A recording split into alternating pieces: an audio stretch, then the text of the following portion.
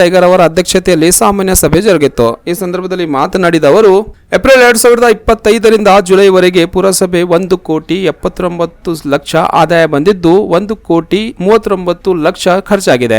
39,74,000 ಉಳಿತಾಯ ಆಗಿದೆ. ಪುರಸಭೆ ಅಭಿವೃದ್ಧಿಗಾಗಿ ಈಗಾಗಲೇ ಅನುದಾನಕ್ಕಾಗಿ ಉಸ್ತುವಾರಿ ಸಚಿವ ಪ್ರಿಯಾಂಕ್ ಖರ್ಗೆ ಅವರಿಗೆ ಮನವಿ ಮಾಡಲಾಗಿದ್ದು, ಬರುವ ದಿನಗಳಲ್ಲಿ ಚಿಂಚೋಳಿಗೆ ಆಗಮಿಸಿ ಸ್ಥಳದಲ್ಲಿಯೇ ಅನುದಾನ ಘೋಷಣೆ ಮಾಡಲಾಗುವುದು ಎಂದು ಹೇಳಿದ್ದಾರೆ. ಅದರಂತೆ ಶಾಸಕ ಡಾಕ್ಟರ್ ಅವಿನಾಶ್ ಜಾಧವ್ ಅವರಿಗೆ ಅನುದಾನಕ್ಕಾಗಿ ಮನವಿ ಮಾಡಲಾಗಿದ್ದು, ಶಾಸಕರು ಕೂಡ ಅನುದಾನ ನೀಡುವುದಾಗಿ ಭರವಸೆ ನೀಡಿದ್ದಾರೆ ಎಂದು ಹೇಳಿದರು. ಈ ಸಂದರ್ಭದಲ್ಲಿ ಮುಖ್ಯ ಅಧಿಕಾರಿ ನಿಂಗಮ್ಮ ಬಿರಾದಾರ್, ಉಪಾಧ್ಯಕ್ಷರಾದ ಸುಲ್ತಾನಾ ಬೇಗಂ, ಖಲೀಲ್ ಪಟೇಲ್, ಸ್ಥಾಯಿ ಸಮಿತಿ ಅಧ್ಯಕ್ಷರಾದ ಜಗನ್ನಾಥ್ ಗುತ್ತೇದಾರ್, ರೂಪಕಲಾ ಕಟ್ಟಿಮನಿ, ನಾಗೇಂದ್ರಪ್ಪ ಗುರಂಪಳ್ಳಿ, ಸವಿತಾಬಾಯಿ, ರಾಜು ಪವಾರ್, ಶಶಿಧರ್ ಕಳ್ಸ್ಕರ್, ಸುಲೋಚನಾ ಕಟ್ಟಿ, ಫರ್ಜಾನಾ ಬೇಗಂ, ಜಗದೇವಿ ಗಳಂತಿ ಸೇರಿದಂತೆ ಸಿಬ್ಬಂದಿಯ ವರ್ಗದವರು ಇದ್ದರು.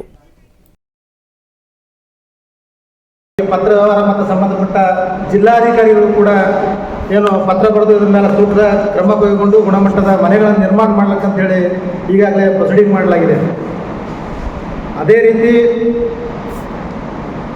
ವಾರ್ಡ್ ನಂಬರ್ 1ನಲ್ಲಿ ಆಸ್ತಿ ನೋಂದಣಿ ಮಾಡುವ ಕುರಿತು ಏನು 5ನೇ ಅಜೆಂಡಾ ಇದೆ, ಅದು ಕೂಡ ಏನು ಅಲ್ಲಿ ವಾರ್ಡ್ ನಂಬರ್ 1ರಲ್ಲಿ ಬಾಂಬೆ ಯೋಜನೆ ಮನೆಗಳು ಮತ್ತು ಆಶ್ರಯ ಯೋಜನೆ ಮನೆಗಳು ಅವು ಕೂಡ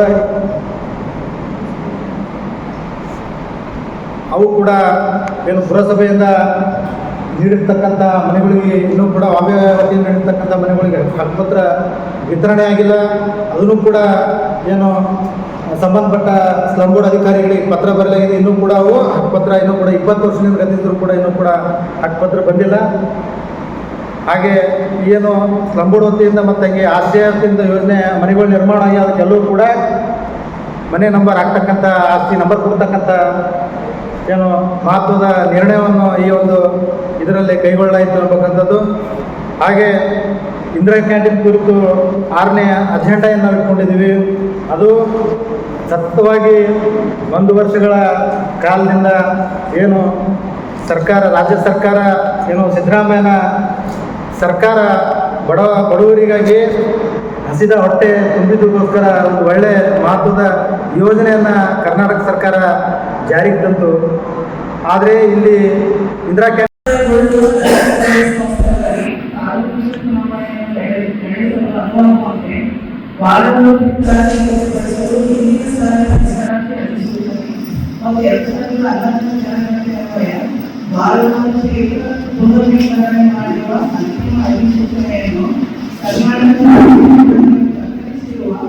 ಪ್ರತಿ ಹಾಗೂ ಜಲಶಕ್ತಿ ಮಾಹಿತಿ